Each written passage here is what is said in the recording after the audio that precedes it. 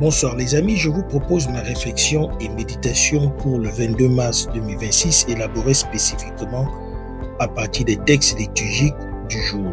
Dimanche 22 mars 2026, cinquième dimanche de Carême. Première lecture, je mettrai en vous mon esprit et vous vivrez. Ézéchiel 37, 12 à 14, Psaume 129, 131 à 2, 3 à 4, 5, 6 à B, 7 à 8. Près du Seigneur est l'amour, près de lui le rachat en abondance. Deuxième lecture, si l'esprit de celui qui a ressuscité Jésus d'entre les morts habite en vous, il rendra la vie à vos corps mortels. Romains 8, 8 à 12. L'Évangile, je suis la résurrection et la vie. Celui qui croit en moi, même s'il meurt, vivra.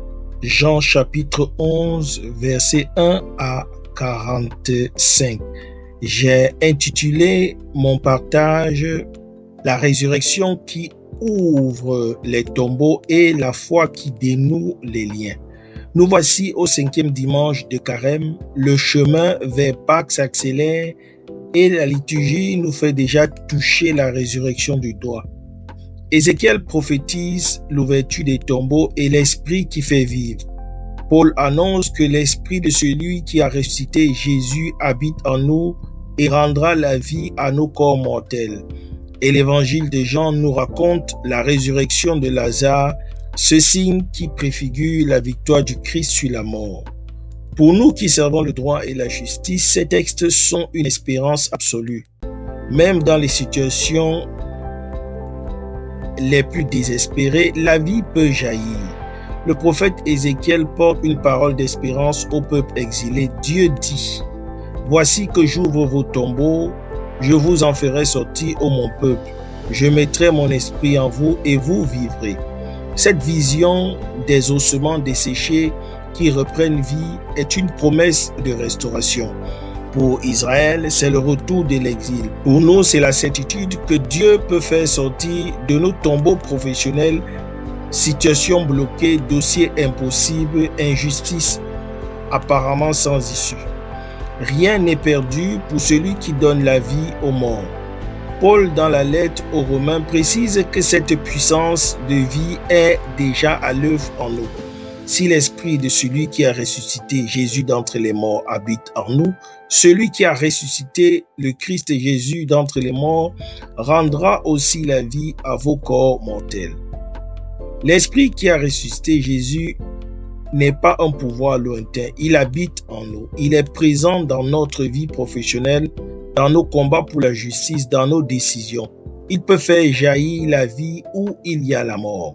L'évangile de Jean nous offre le récit de la résurrection de Lazare.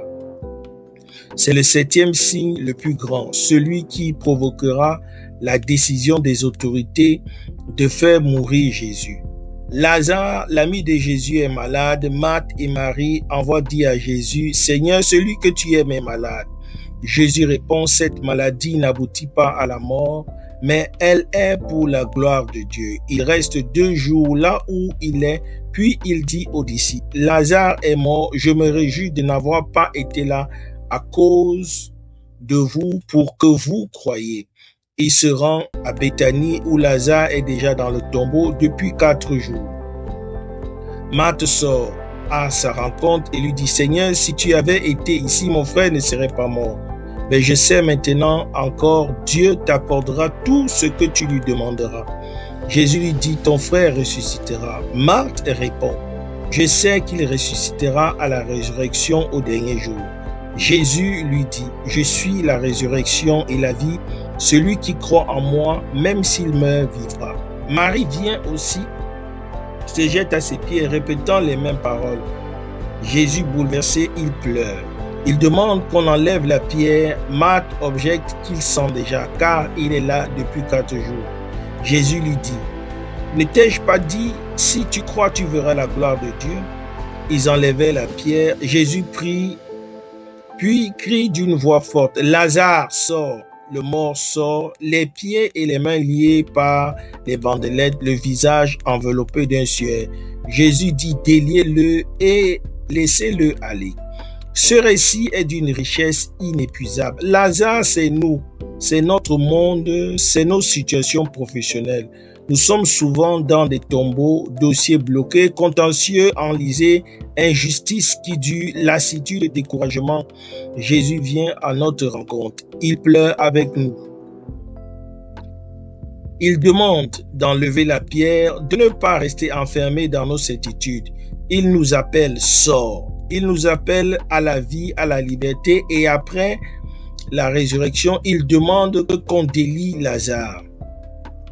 Le mort est sorti, il est encore lié. La résurrection n'est pas complète tant que les liens ne sont pas rompus. Pour nous, professionnels du droit, cette image est puissante. Nous sommes appelés à être des délieurs.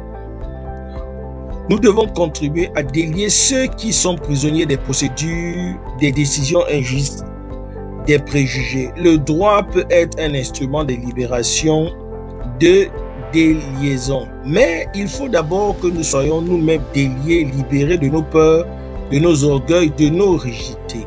La foi de Marthe et de Marie est exemplaire. Elles croient que Jésus aurait pu guérir Lazare. Mais elles ne s'attendent pas à le voir ressusciter après 4 jours. Jésus les amène plus loin dans une foi qui dépasse leurs attentes. Il nous amène, nous aussi, à croire que la vie peut jaillir même quand tout semble perdu. Le psaume 130, le 2 exprime cette espérance. Des profondeurs, je crie vers toi, Seigneur.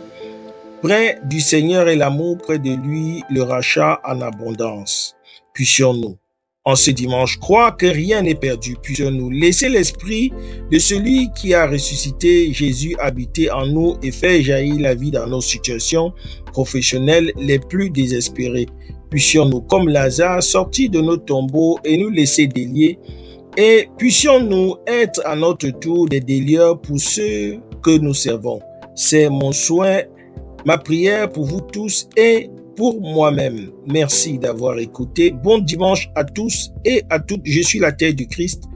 Soyez des terres fécondes du Christ dans vos différents milieux de vie professionnels, les hommes de loi et assimilés en particulier. Que Dieu nous bénisse.